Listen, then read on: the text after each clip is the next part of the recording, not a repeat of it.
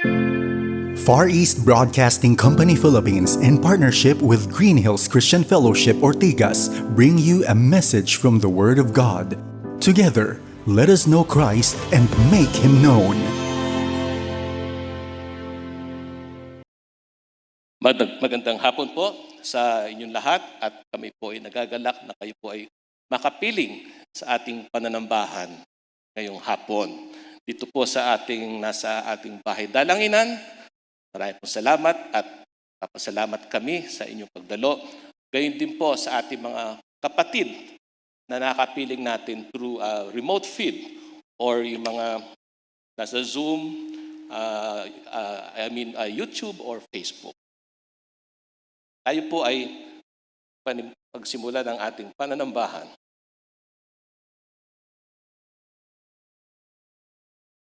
When the perishable puts on the imperishable, and the mortal puts on immortality, then shall come to pass the saying that it is written, death is swallowed up in victory. Death, O death, where is your victory? O death, where is your sting? The sting of death is sin, and the power of sin is the law. But thanks be to God, who gives us the victory through our Lord Jesus Christ. Kunin niyo po ang inyong kopya ng Biblia at buksan niyo po sa Acts chapter 13. Babasahin po natin ang verses 26 to 41. Acts 13, 26 to 41, tayo po ay tumayo at basahin natin ang banal na salita ng ating Panginoong Diyos. Brothers, son of the family of Abraham, and those among you who fear God, to us has been sent the message of this salvation. For those who live in Jerusalem and their rulers, because they did not recognize him nor understand the utterances of the prophets, which are read every Sabbath, fulfilled them by condemning him. And though they found in him no guilt worthy of death, they asked Pilate to have him executed. And when they had carried out all that was written of him, they took him down from the tree and laid him in a tomb. But God raised him from the dead. And for many days he appeared to those who had come up with him from Galilee to Jerusalem, who are now his witnesses to the people. And we bring you the good news, that what God promised to the fathers, this he has fulfilled to us, their children, by raising Jesus. As also it is written in the second Psalm, you are my son, today I have begotten you. And as for the fact that he raised him from the dead, no more to return to corruption, he has spoken in this way, I will give you the holy and sure blessings of David. Therefore, he says also in another psalm, you will not let your Holy One see corruption. For David, after he had served the purpose of God in his own generation, fell asleep and was laid with his fathers and saw corruption. But he whom God raised up did not see corruption. Let it be known to you, therefore, brothers, that through this man forgiveness of sins is proclaimed to you. And by him everyone who believes is freed from everything which could not be freed by the law of Moses. Beware, therefore, lest what is said in the prophet should come about. Look, you scoffers, be astounded and perish, for I am doing a work in your days, a work that you will not believe, even if one tells it to you. Amen. Pwede na po tayo maupo.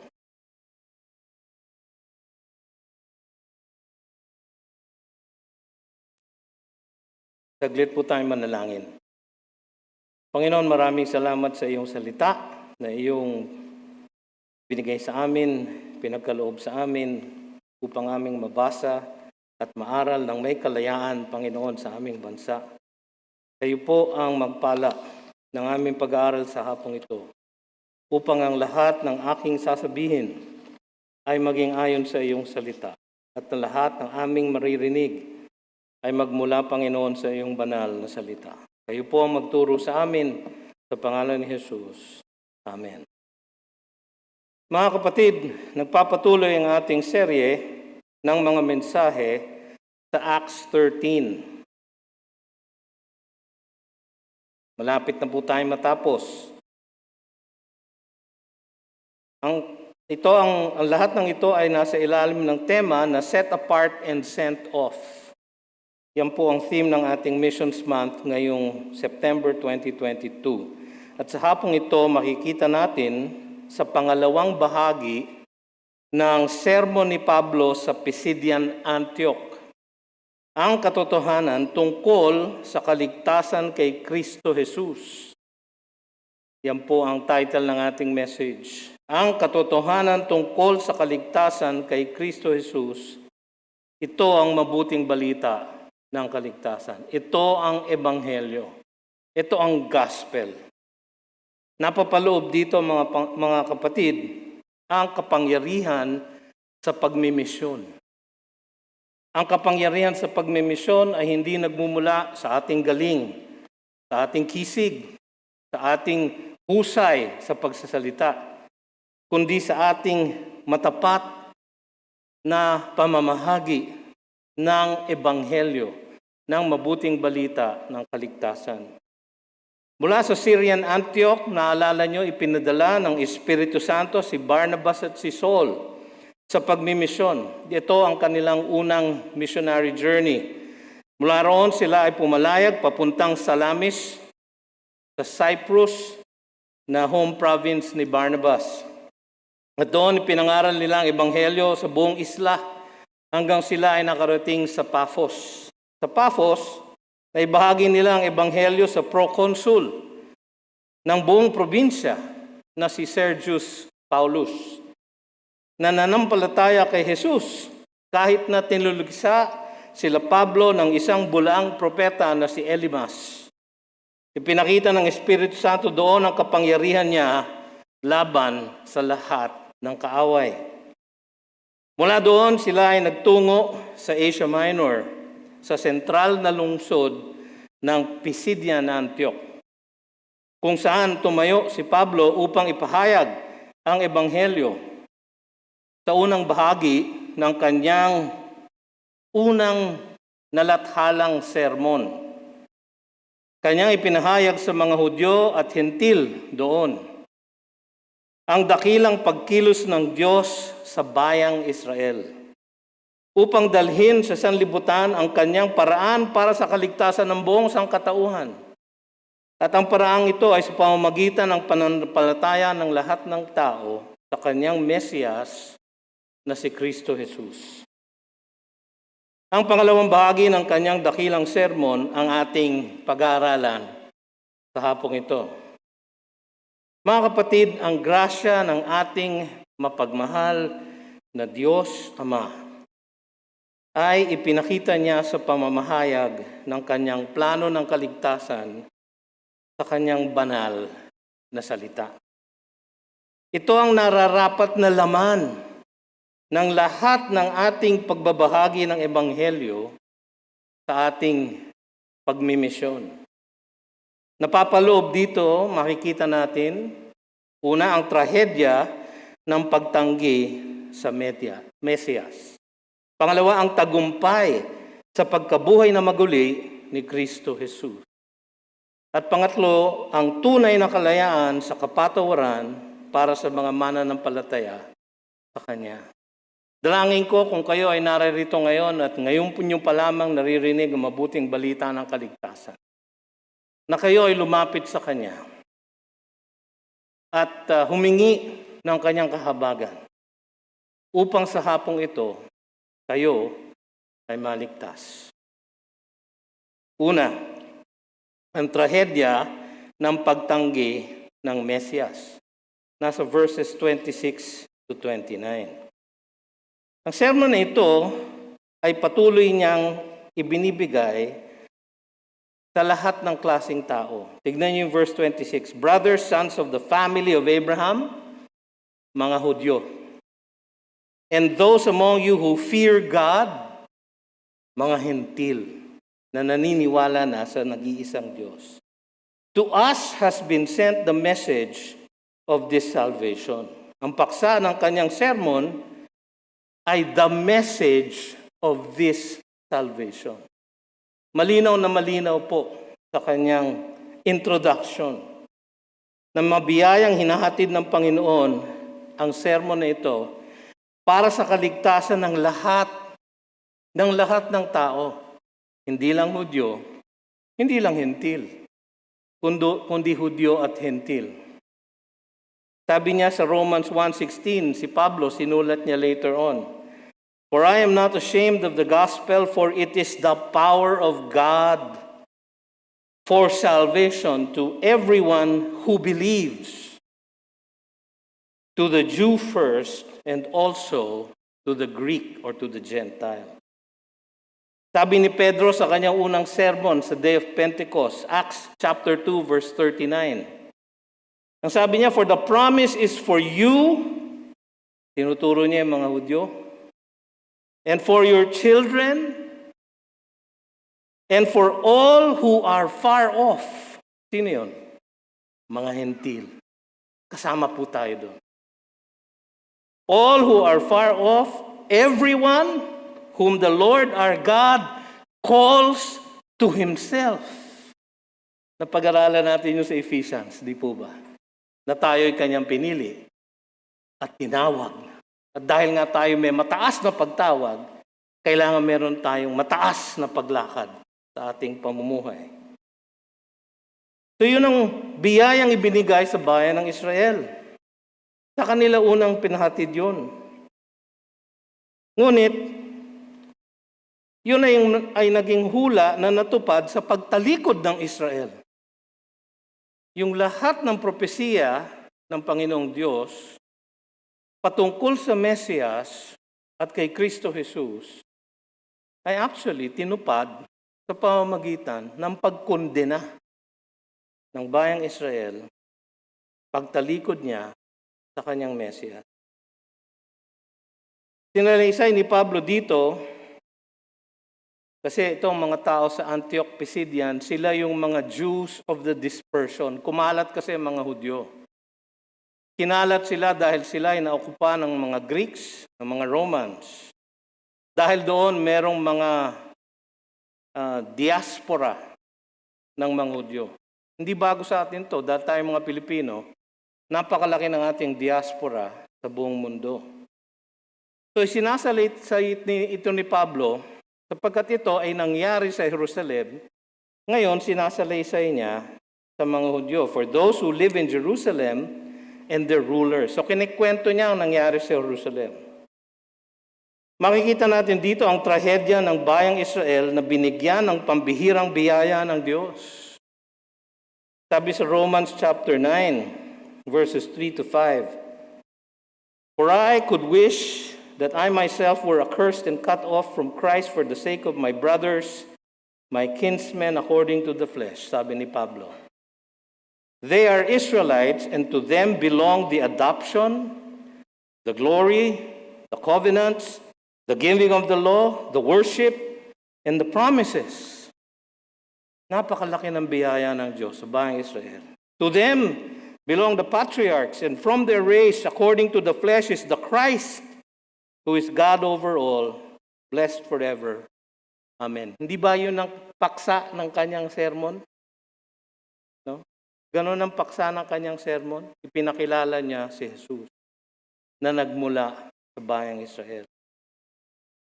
Bagaman tinanggap nila ang lumang tipan at laging binabasa sa kanilang mga pagtitipon, ang sabi ng ating teksto, "They did not recognize Him nor understand the utterances of the prophets, which are read every Sabbath."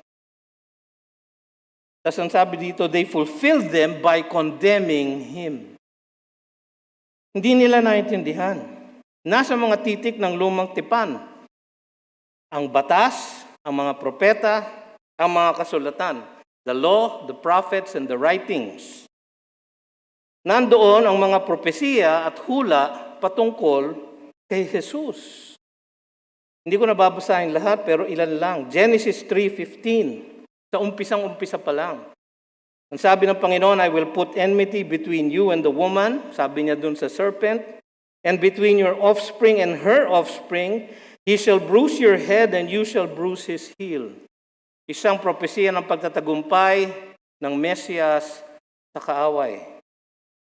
Genesis 49:10, binabasbasa ni Jacob ang kanyang mga anak. Ang sabi niya, the scepter shall not depart from Judah. Ang ating Panginoon ay galing sa Judah. Nor the ruler's staff from between his feet, until tribute comes to him, and to him shall be the obedience of the peoples. Nasa Genesis pa lang po tayo. Deuteronomy 18:15. Huwag kayong maglala, hindi ko po lulubusin ang buong Old Testament. The Lord your God will raise up for you a prophet like me, sabi sa Deuteronomy sa 18:15. Ito ang isang propesya na nagmula sa labi ni Moises. You'll raise up for you a prophet like me from among you, from among your brothers. It is to him you shall listen. Sabi sa Isaiah 11:1, there shall come forth a shoot from the stump of Jesse. Pinangalanan na ang kanyang ninuno. And a branch from his roots shall bear fruit. Yung Isaiah 11 po ay isang hula tungkol sa darating na dakilang servant of the Lord, ang Mesiyas. Ipinaliwanag actually ito ni Jesus sa kanyang mga alagad. Sabi niya sa Luke 24:25, and he said to them, O foolish ones and slow of heart to believe all that the prophets have spoken. Sabi ni Jesus, was it not necessary that the Christ should suffer these things and enter into his glory? And beginning with Moses and all the prophets, he interpreted to them in all the scriptures, Old Testament po yun, the things concerning himself. Diba nung siya nagpunta sa kanyang sinagoga sa Nazareth, binasa niya ang Isaiah at sinabi niya, this prophecy is fulfilled in your hearing today, sabi niya.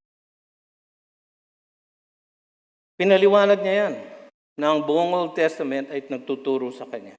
Ngunit dahil nga sa kanilang pagkabulag sa mga hula tungkol kay Kristo, sila mismo ang tumupad ng mga hulang ito patungkol sa kanyang pagdurusa at pagkamatay sa kanilang mga kamay. Nabulag sila. Sabi ng Panginoon sa Matthew 13, you will indeed hear but never understand, and you will indeed see but never perceive. Isang pagkukondena sa kanila dahil sa kanilang talamak na hindi paniniwala sa sinasabi talaga ng Scriptures.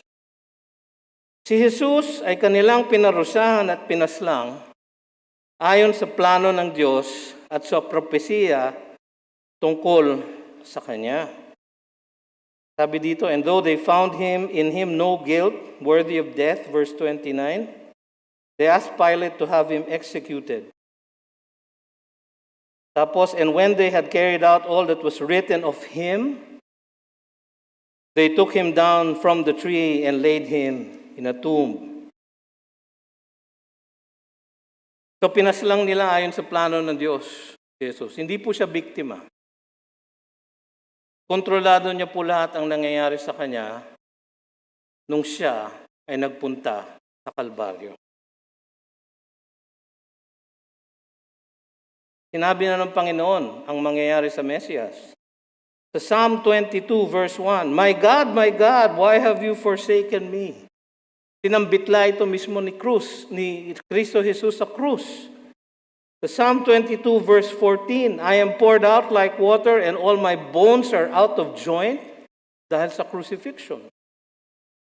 Sa Psalm 22 verse 16, for dogs encompass me, a company of evildoers encircles me, they have pierced my hands and feet. Nung sinulat ni David ito, wala pa hong crucifixion. So verse 18, they divide my garments among them, and for my clothing they cast lots. Napakadetalye po nun. Nagkatotoo po yon sa pagkamatay ng ating Panginoon. Paano kaya nalaman ni David sa Psalm 22?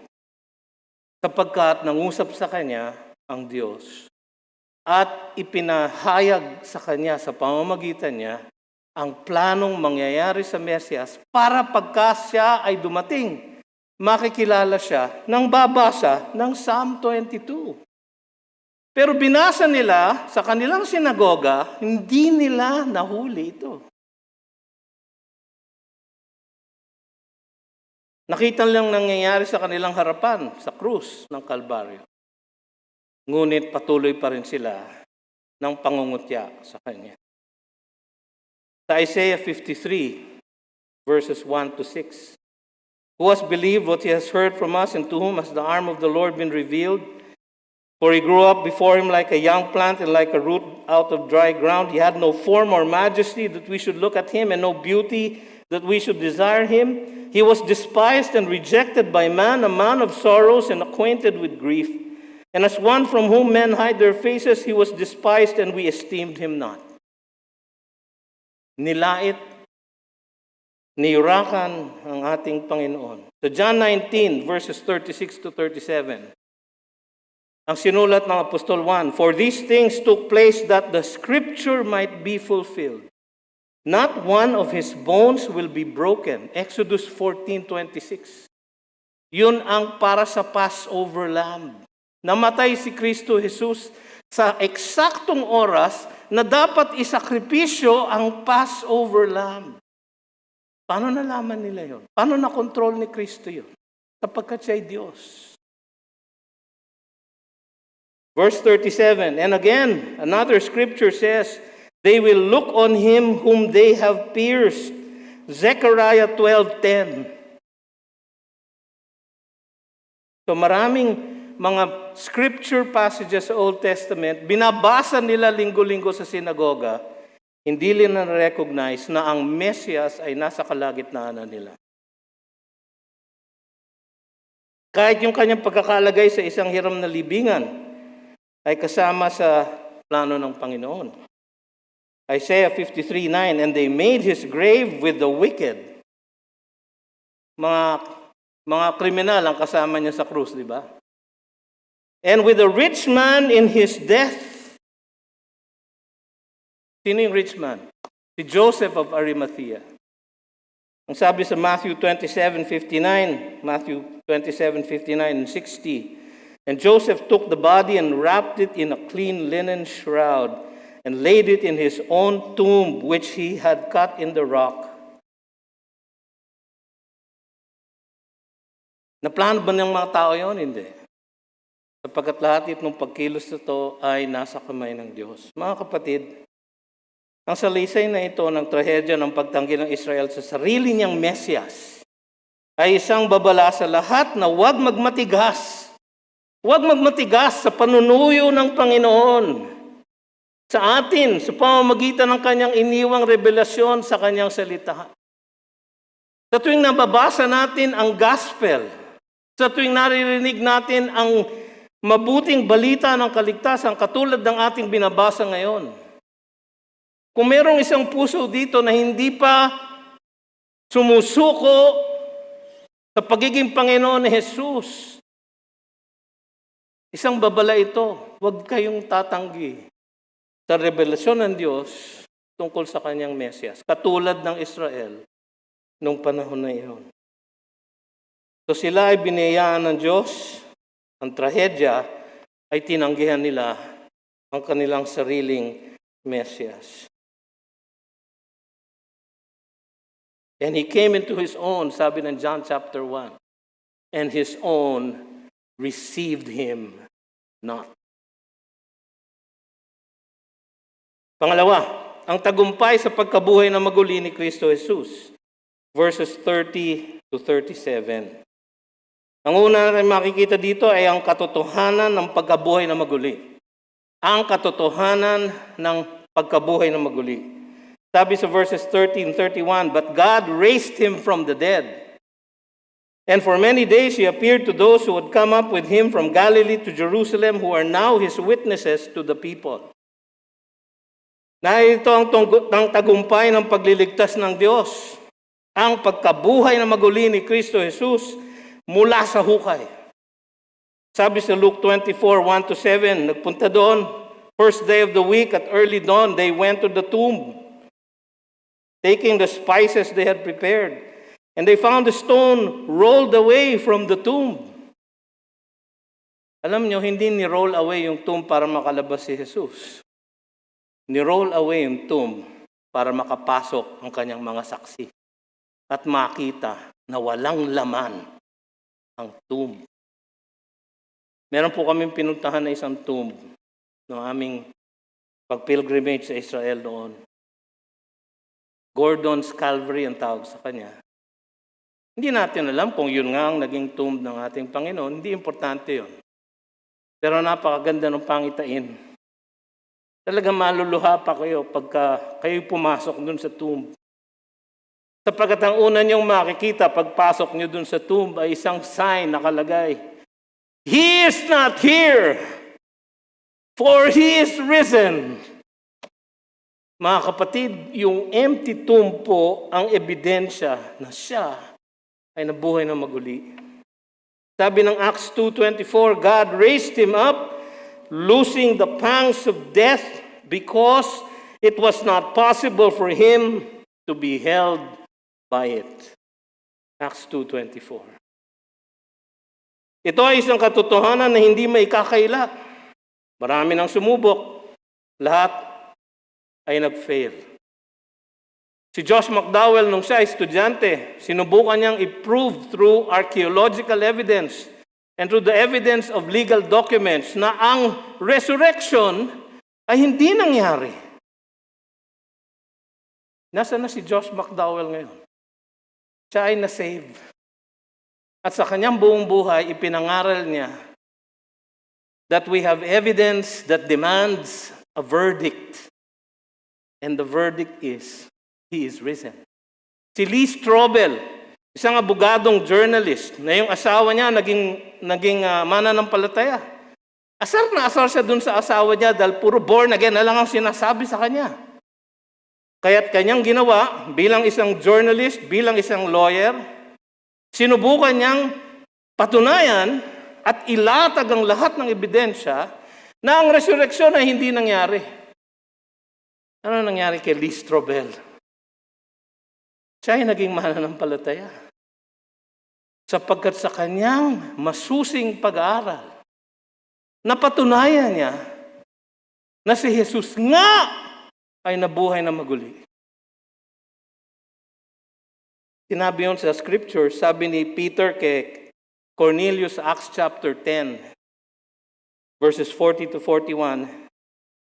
But God raised him on the third day and made him to appear not to all the people, but to us who had been chosen by God as witnesses, who ate and drank with him after he rose from the dead. Hindi ba nakikain siya sa upper room sa kanyang mga disipulo on the day of resurrection? Hindi nga naman, 3 araw na siyang hindi kumakain. Kaya gutom siya. So, ibig sabihin, ang ating glorified bodies, pwedeng kumain. Sa akin, importante yun eh. Kasi ang sabi ng Biblia, sa langit daw, wala nang pagkagutom. Ang ibig ba sabihin nun, hindi na tayo kakain? Ay, hindi. Sapagkat si Jesus, ang unang fellowship niya sa kanyang disipulo, ang sabi niya, nasa na ang tilapia? Pakainin niyo. Sabi sa 1 Corinthians 15, verse 3-8, For I delivered to you as of first importance, sabi ni Paul, what I also received, that Christ died for our sins in accordance with the Scriptures, that He was buried, and that He was raised on the third day in accordance with the Scriptures, and that He appeared to Cephas, Peter, then to the 12, then He appeared to more than 500 brothers at one time, most of whom are still alive. Nung sinulat niya ang 1 Corinthians, buhay pa yung mga eyewitnesses na iyon. Pwede pang tanungin. Though some have fallen asleep, then he appeared to James, kanyang half-brother, then to all the apostles. Last of all, as to one untimely born, he appeared also to me. Saan? Sa daan patungong Damasco. Sabi niya, Saul, Saul, why are you persecuting me? At nung makita ni Saul, ang kanyang Panginoon na buhay, ang iglesyang kanyang tinutuligsa ay kanyang sinuportahan. At ginamit siya ng Panginoon upang lalong mapalago. At eto na siya, nasa Pisidian Antioch. At kanyang ipinapangaral ang katunayan ng pagkabuhay ng maguli ni Jesus. Alam niyo mga kapatid, dapat nating alalahanin na napaka-importante ng resurrection sa ating faith. Dahil sa kanyang pagkabuhay na maguli, natitiyak natin na tinanggap ng Diyos Ama ang kanyang sakripisyo sa krus para sa ating kasalanan. At tayo na mananampalataya sa Kanya ay tiyak na may buhay na walang hanggan sa piling ng Diyos. Sabi ni Pablo sa 1 Corinthians 15:17 ay ganito, "And if Christ had not been raised, your faith is futile, and you are still in your sins." Sapagkat kung hindi nabuhay si Jesus, hindi tinanggap ng Diyos ang kanyang alay, datapat ang ating mga kasalanan ay hindi pa bayad. Pero sabi niya sa verse 20, But in fact, isang fact, Christ has been raised from the dead, the first fruits of those who have fallen asleep. For us, by a man came death, si Adam po yun. By a man has come also the resurrection of the dead, the second Adam, si Kristo Jesus. For as in Adam all die, so also in Christ shall all be made alive. Dahil siya ay nabuhay sa mga patay, tayo mga kapatid ay merong assurance na kung tayo ay kukunin ng Panginoon na tayo mamamatay sa buhay na ito, pagdilat natin muli, ang hangin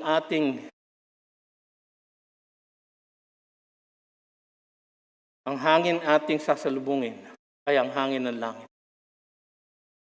At ang mukha na ating makikita ay ang mukha ng ating Panginoon. Bakit? Sapagkat siya ay nabuhay na maguli. Yun po ang good news. Ang katotohanan ng pagkabuhay na maguli ng ating Panginoon. Yun po ang nagbibigay ng katuparan ng pangako ng Diyos sa anak ni David. Ang kanyang resurreksyon ay isang ebidensya na ang pangako ng Diyos sa Israel, na ang pangako ng Diyos sa mga propeta, na ang pangako ng Diyos sa kanyang piniling hari na si David ay tunay na natupad at matutupad. Sabi sa verses 32 to 37, "And we bring you the good news," Euvangelio, Ebanghelyo sa Tagalog, "that what God promised to the fathers, this He has fulfilled to us, their children, by raising Jesus. As also it is written in the second Psalm, 'You are my son, today I have begotten you.' And as for the fact that He raised Him from the dead, no more to return to corruption, He has spoken in this way, 'I will give you the holy and sure blessings of David.' Therefore, He says also in another Psalm, 'You will not let your Holy One see corruption.'" Tatlong Old Testament verses ang kanyang kinote. "For David, after he had served the purpose of God in his own generation, fell asleep and was laid with his fathers and saw corruption." 2 Samuel chapter 2. 2 Kings chapter 2. "But he whom God raised up, he, si Kristo Jesus, did not see corruption." Doon sa mga verses na yun, nakikita natin na tinupad ng Panginoong Diyos ang kanyang mga pangako sa Israel. Ang pagkabuhay na maguli ni Jesus ay tunay na mabuting balita. It is the good news. Para sa lahat ng nais maging matuwid sa mata ng Diyos, para sa lahat ng nais makapunta sa langit, para sa lahat na nais magkaroon ng buhay na walang hanggan sa piling ng ating Panginoon. Napakamabuting balita nito. Dito sa mga talatang ito, pinatunayan muli ni Pablo ang plano ng Diyos para sa kaligtasan ng sangkatauhan mula sa mga sinabi ng mga propeta sa lumang tipan, natupad sa kapanganakan ni Jesus. Kapanganakan niya sa ating mundo sa pamamagitan ng isang birhen. Saan ba sinabi yun? Psalm chapter 2, verse 7. Kinote niya dito, di ba? I will tell of the decree the Lord said to me, you are my son. Today I have begotten you. Ngayon, ang ating Panginoon po ay hindi ipinanganak. Wala siyang umpisa. He is eternal. Ito yung the doctrine of the aseity of God. He is co-eternal with God. Wala siyang umpisa, wala siyang katapusan. Hindi natin maunawaan yun sapagkat tayo ay merong umpisa at may katapusan. Pero kapag tayo ay eternal na rin, maunawaan natin kung ano ibig sabihin nun. Mga kapatid, eternal ang ating Panginoon. Ngunit, siya ay ipinanganak sa mundo natin. You are my son, today I have begotten you. Ang sabi ng Panginoon through Isaiah sa chapter 7, verse 14. Therefore the Lord himself will give you a sign. Behold, the virgin shall conceive and bear a son and shall call his name Emmanuel. Yung virgin na yun ay si Virgin Mary. Sa Luke chapter 1, verses 31 to 32, nakita natin ang fulfillment ng prophecy na yun. And behold, you will conceive in your womb and bear a son, and you shall call his name Jesus. He will be great and will be called the Son of the Most High. Sabi sa Psalm 2:7, you are my son. Sabi sa Luke 1, he will be called the Son of the Most High. Natupad sa kanyang pagkabuhay na maguli. So sa kanyang birth, natupad yung Psalm 2:7, yung Isaiah 7:14, at iba pang mga propesiya. Sa kanyang pagkabuhay na maguli, mula sa hukay, ang pangako ng Diyos kay David, na mula sa kanyang lahi ay itataguyod ang isang walang hanggang kaharian. Merong pangako ang Diyos kay David na ganon. No? Nasa 2 Samuel chapter 7, verse 12. Sabi ng Panginoon through the prophet Nathan, when your days are fulfilled and you lie down with your fathers, I will raise up your offspring after you, who shall come from your body, and I will establish his kingdom. Si Solomon po yun, hindi rin po siya naging eternal, pero merong ibang offspring si David na in view. Sabi sa 2 Samuel 7:16, and your house and your kingdom shall be made sure forever before me. Your throne shall be established forever. Kaya sa Isaiah 55:3, yung kinote dito, I will give you the holy and sure blessings of David. Quotation po yun mula sa Isaiah 55:3. Ang sabi doon, and I will make with you an everlasting covenant, my steadfast, sure love for David. Yung Isaiah 55 ay isang messianic psalm patungkol sa Messiah. Sa Psalm 89, verses 35 to 36, meron din pangako ang Diyos. Once for all, I have sworn by my holiness, I will not lie to David. His offspring shall endure forever, his throne as long as the sun before me. Sino po yung offspring na yun? Matthew chapter 1, verse 1. The book of the genealogy of Jesus Christ. Tignan niyo yung susunod na verse. The son of David. Kaya ano siya ay nabuhay na maguli? Kasi lahat ng sumunod kay David namatay. Namatay si Solomon, namatay si Rehoboam, namatay si Jeroboam. Lahat ng hari. Magmula kay David. Hanggang sa exile. Hanggang sa pagkatapos ng exile. Lahat namatay. Pero lang sino? Jesus Christ, the Son of David. Kaya nung siya ay nabuhay na maguli, natupad ang pangako ng Diyos. Bakit importante sa atin yon? Sapagkat kung natupad ang pangako ng Diyos noon, matutupad ang mga pangako niya sa atin. Ang sabi ni Kristo Jesus sa John 11:25, I am the resurrection and the life. If anyone believes in me, even though he dies, he will live again. So yung pangakong yon ay totoo para sa bawat na isa sa atin. Natupad din yung ng kanyang resurrection. Yung sinulat ni David sa Psalm 16:10. For you will not abandon my soul to Sheol or let your Holy One see corruption.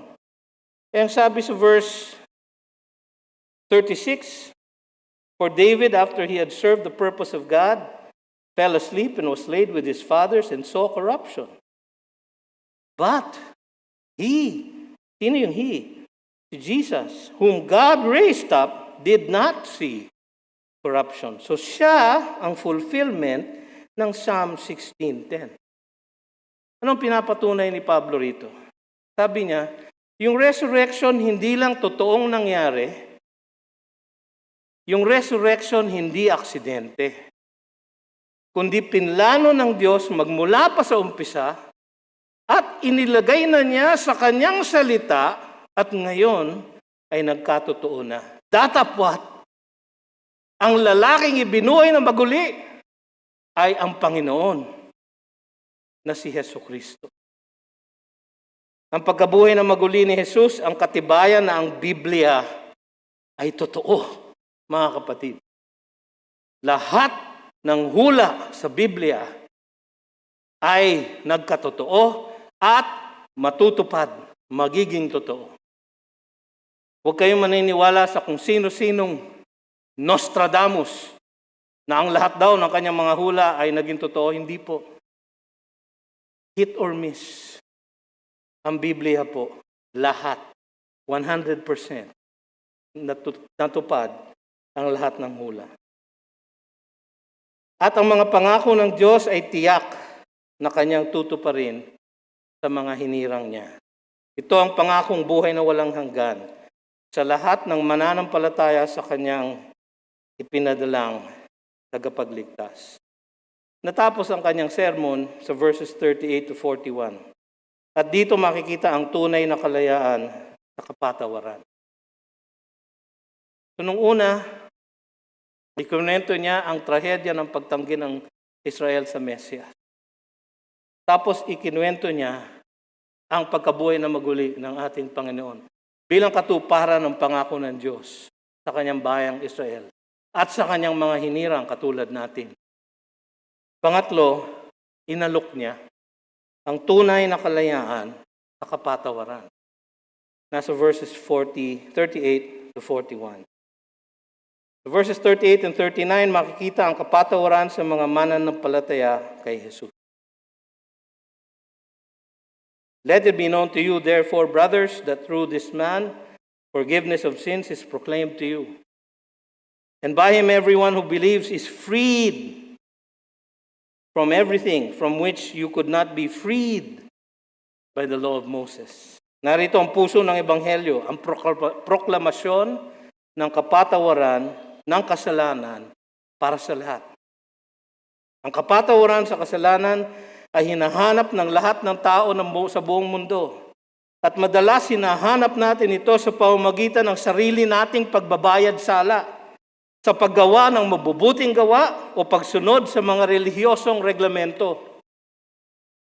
Sa ganitong paraan, niisip natin siguro, kaya kong kontrolin ang aking sariling eternal destination.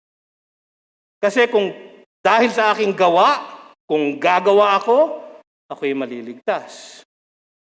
Pero hindi, mga kapatid.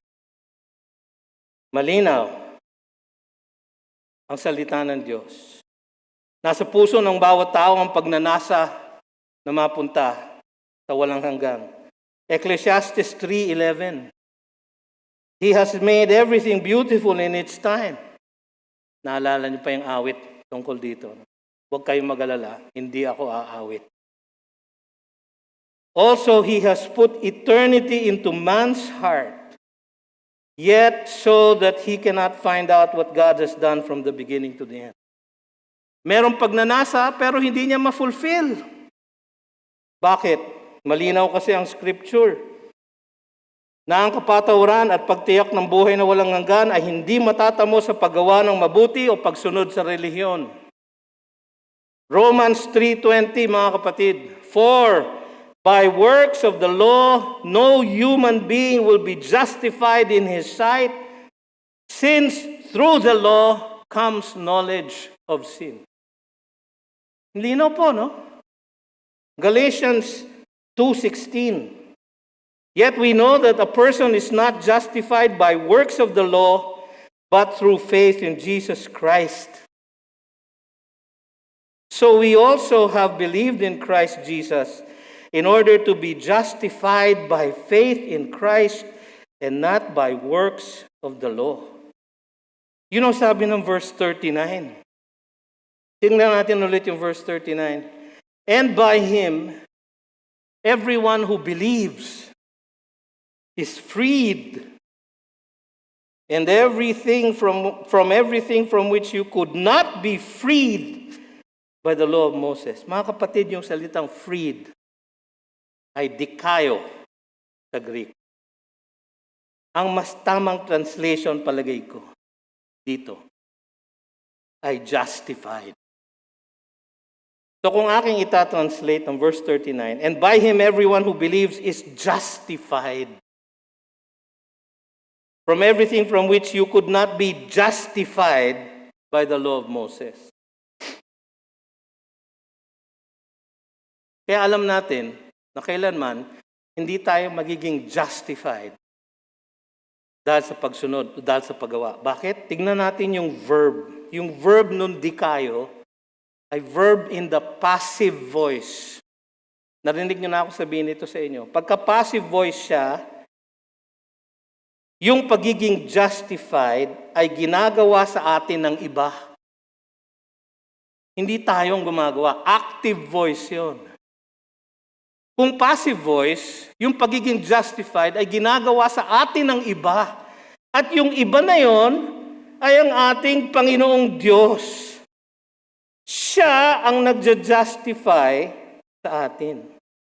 Kaya hindi kailanman tayo magiging justified sa pamamagitan ng paggawa. Kasi ang pagiging justified ay ginagawa nga sa atin.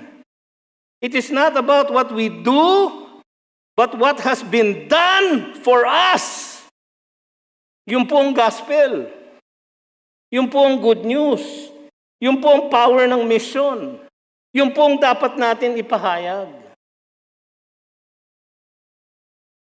Si Kristo Jesus, siya na ang gumawa ng lahat para tayo maging justified. Ang ibig sabihin ng justified, to render just or innocent. To be declared innocent. Hindi ibig sabihin na innocent ka. Hindi ibig sabihin na ikaw ay just.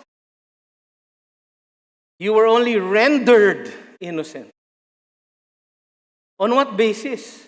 Sa ginawa ni Kristo Jesus. Ano ginawa niya? Number 1, tinupad niya sa kanyang buhay dito sa lupa ang lahat ng hinihingi ng batas.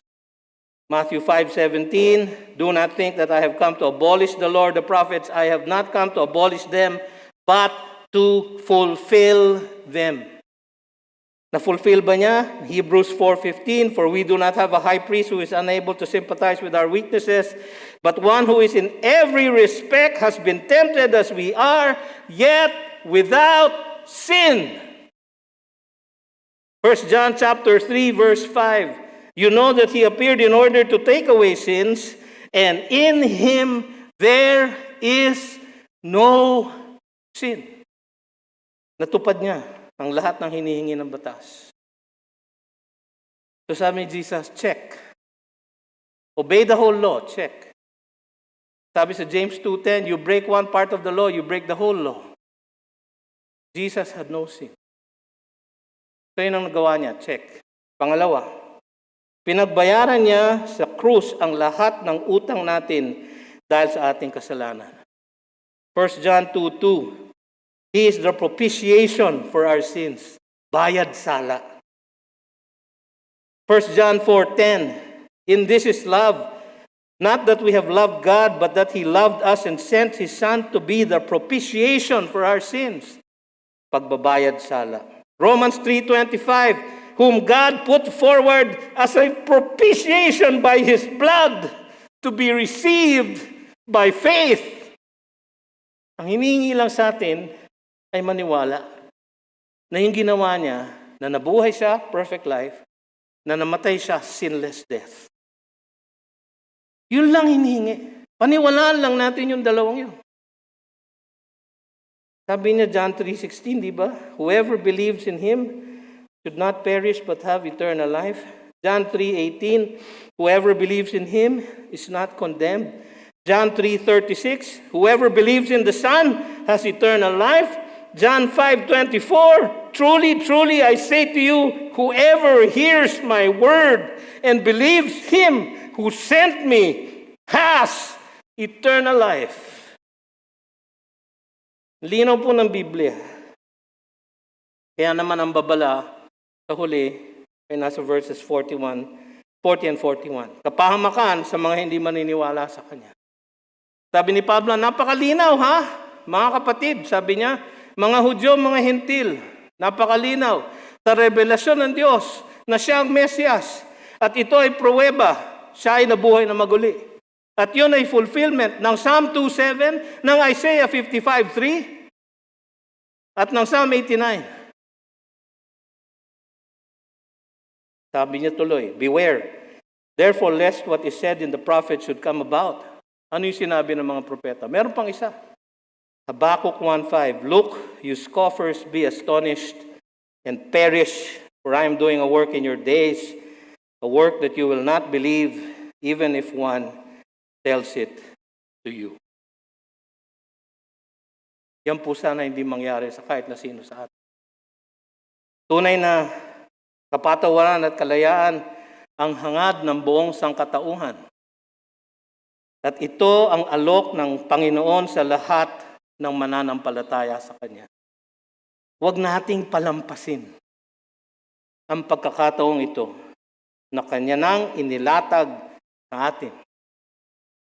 Sa paglahad niya sa atin ngayon ng mga dakilang pangako niya na ito na Kanyang tinupad. Tayo manalangin. Panginoon, marami pong salamat sa inyong paglalahad ng inyong makapangyarihang ebanghelyo. Nawa, Panginoon, sa aming paghayo, sa pagmimisyon, sa aming pamamahagi sa aming mga kaibigan, kamag-anak, kasama sa trabaho, kaklase. Nawa, Panginoon, sa aming pagkilos dahil sa udyok ng Espiritu Santo. Nawa, O Diyos, ang kapangyarihan ng lahat ng aming gagawin ay maisandig namin lamang sa katotohanan ng kaligtasan kay Kristo Jesus.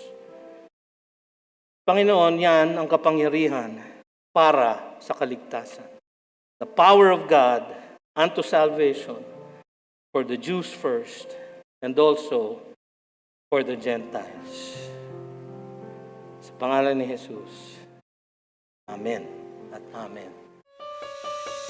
You've just heard a message from the Word with Green Hills Christian Fellowship Ortigas in partnership with Far East Broadcasting Company Philippines. We hope you can join us next week. God bless you.